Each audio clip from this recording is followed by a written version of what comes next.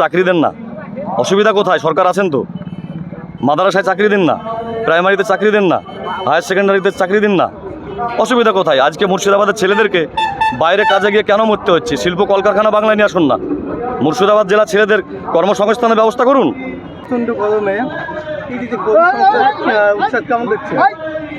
আমার থেকে তো আপনারা ভালো বলতে পারবেন, আপনারা সাংবাদিক, আপনারা তো এলাকা ঘুরে দেখলেন। এই রোদকে উপেক্ষা করে মানুষ 11টা থেকে ওয়েট করছে, মানে হুমায়ুন সাহেব কখন আসবে শুধুমাত্র মুখটা দেখার জন্য আর দু কথা মুখে শোনার জন্য, তাই না? দেখে নেন, কোনো গাড়ি ঘোড়া দিতে পারেনি, তবুও কিষাণ মান্ডির মাঠে আপনার ক্যামেরাটা ঘুরিয়ে নেন, তাহলেই বোঝা যাবেন কীভাবে রৌদ্রের সঙ্গে তৃণমূলকে হটানোর জন্য আমজনতা লড়াই চালাচ্ছে। ঠিক তো? ধরুন আপনি 73 নম্বর হরিয়ারপাড়া বিধানসভা থেকে জয়ী হলেন, প্রথম কোন 3টি কাজকে আপনি বেশি গুরুত্ব দেবেন? হরিয়ারপাড়া ব্লকে 2টো সোলার লাইট আর 2টো রাস্তা ছাড়া কোনো উন্নয়ন হয়নি। হরিয়ারপাড়া ব্লকে তৃণমূলের চোখে 2টো সোলার লাইট আর 2টো রাস্তা, এটাই হচ্ছে ওদের চোখে উন্নয়ন। কিন্তু আমাদের নেতা এবং সেই সঙ্গে আমি ইনশাল্লাহ জয়লাভ করবো 100%। তবে সেই জায়গায় দাঁড়িয়ে হরিয়ারপাড়া ব্লকে আজ পর্যন্ত ফায়ার ব্রিগেড নাই। গ্রামে গঞ্জে যদি আগুন লেগে যায় সে আসতে হবে বহরমপুর থেকে, তো ফায়ার ব্রিগেড হবে হরিয়ারপাড়ায়। একটা আপনার হসপিটাল, ভালো হসপিটাল নাই হরিয়ারপাড়ায়। একটা গার্লস কলেজে নাই, সেই গার্লস কলেজটা হবে। আপনার জল নিষ্কাশনের ব্যবস্থা নাই। এখানে আছে কি লুটে পুটে খাওয়ার ব্যবস্থা, মিথ্যা কেস দেওয়ার ব্যবস্থা, চাকরি চুরি করার ব্যবস্থা, কয়লা চুরি করে খাওয়ার ব্যবস্থা, বালি চুরি করে খাওয়ার ব্যবস্থা। এই তো তৃণমূলের কালচার, ঘরের টাকা খাওয়া মানে ব্যবস্থা। আপনি তো ডোর টু ডোর ঘুরছেন, এলাকার বেকার যুবক যুবতীদের মধ্যে থেকে কোনো বার্তা পাচ্ছেন? দেখুন, শিক্ষিত যুবক যুবতীদের যেটা কথা, আমার ভাই এবং বোনেদের যেটা কথা, যে তৃণমূল কংগ্রেস সরকার আসার পর যে লক্ষ্মী ভাণ্ডারটা দিচ্ছে, সেই লক্ষ্মী ভাণ্ডারটা আমাদের নেতা কিন্তু 3,500 দেবো বলেছে।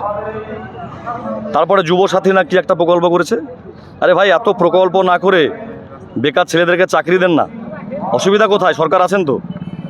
মাদ্রাসায় চাকরি দিন না, প্রাইমারিতে চাকরি দেন না, হায়ার সেকেন্ডারিতে চাকরি দিন না, অসুবিধা কোথায়? আজকে মুর্শিদাবাদের ছেলেদেরকে বাইরে কাজে গিয়ে কেন মরতে হচ্ছে? শিল্প কলকারখানা বাংলায় নিয়ে আসুন না, মুর্শিদাবাদ জেলা ছেলেদের কর্মসংস্থানের ব্যবস্থা করুন।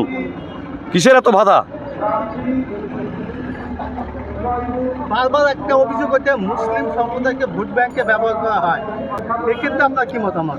মমতা ব্যানার্জি, আমি প্রথমেই বলবো যে সবার উপরে মানুষ সত্য, তাহার উপরে নাই। মানুষকে ভালোবাসা মানে আল্লাহ পাক ঈশ্বরকে ভালোবাসা। তারা নিশ্চয়ই আমি কোনো ধর্মবিরোধী ছেলে নয়, তাই না? মোরা একই বৃন্তে দুইটি কুসুম, হিন্দু মুসলমান, মুসলিম তার নয়নমণি, হিন্দু তাহার প্রাণ।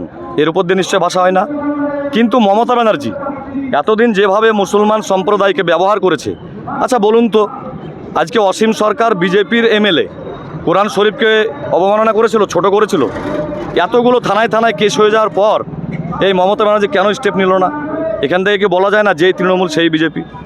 বলুন, ওয়াকাফ বিলের বিরুদ্ধে আন্দোলন করতে গেলে এই মমতা ব্যানার্জি বলছে কি যে দিল্লিতে গিয়ে করতে হবে, কারণ আমাদের বাপদাদাদের সম্পত্তি, যারা কবরস্থানে ঘুমোচ্ছে সেই কবরস্থানটা রক্ষা করা কি আমাদের হবে, অন্যায় হবে? আপনারা বলুন এই কথাগুলো। এত গরমে আপনি ডোর টু ডোর বাড়ি বাড়ি পৌঁছে যাচ্ছেন, প্রচারে পৌঁছে যাচ্ছেন, স্পেশাল কিছু রহস্য রয়েছে? এত এনার্জেটিক, মোটামুটি বলা হচ্ছে বৈদ্যুতিক শক্তির মতো দেখা যাচ্ছে, কোনো রহস্য রয়েছে কি? দেখুন, আমি আপনাকে ক্লিয়ার কথা বলি, অনেক ক্ষেত্রে আমরা দেখি তৃণমূল কংগ্রেসের বাবা নেতা হলে ছেলে নেতা হয়, জানেন তো? হরিয়ারপাড়া মানুষ নাকি? বাপ নেতা পরবর্তীকালে ছেলে নেতা হবে না? কাউকে দেখবেন যে মায়ের দয়ায় মেয়ে নেতা, দাদুর দয়ায় দাদুর দয়াতে নাতি নাতনি নেতা।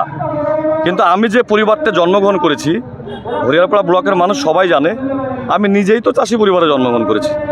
ফলে আমার বাপজান কীভাবে মেহনত করেছে জমিতে গিয়ে, পাটের জমিতে, ধানের জমিতে, ভুট্টার জমিতে, রায়ের জমিতে, সেইগুলো তো আমার দেখা। আমি নিজেও মাঠে গিয়েছি।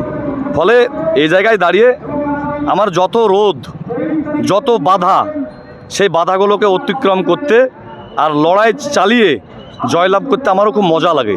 তাই তো তৃণমূল কংগ্রেসকে 2023 সালে পঞ্চায়েত ভোটে পুলিশ এবং মাস্তানকে আমজনতা রুখে দিয়ে আমার 12টা বুথ ছিল, তৃণমূলকে 0 করে দিয়েছি, 12-0। তাহলে বুঝে নেন যত শক্ত লড়াই তত আমার এনার্জি বাড়ে। দেখুন মাথার উপরে এত রোদ, আমার এনার্জি ততই বেড়ে চলছে। ইঞ্চিতে লড়াই না গ্যাপ জায়গা ফাঁকা রেখে লড়াই, কি ভাবছেন? দেখুন আমি লড়াইকে যেটা বলার, শুধু একটাই কথা বলবো, হরিয়ারপাড়ার ব্লকে 2026 সালের বিধানসভা নির্বাচনে মিরাক্কেল ঘটতে চলেছে, যেটা কেউ পারেনি সম্মানীয় নিয়ামত শেখ চাচাজিকে পরাজিত করে বহরমপুরে ফেরত পাঠাতে। সেইটা হরিয়ারপাড়া ব্লকের মানুষ ভেবে নিয়েছে, বুঝে নিয়েছে, চিন্তা করেছে 2026 সালে এবার পরাজিত করে বহরমপুরে বাড়িতে তাকে শিফট করাবে। বয়সও হয়েছে, আল্লাহ ভালো রাখুক। আপনার বিপরীতে প্রতিদ্বন্দ্বী কাকে ভাবছেন? কাকে? আপনার বিপরীতে অনেক প্রার্থী দাঁড়িয়েছেন, মূল প্রতিদ্বন্দ্বী কাকে ভাবছেন? কেউ নাই, উড়ে যাবে, সব উড়ে যাবে।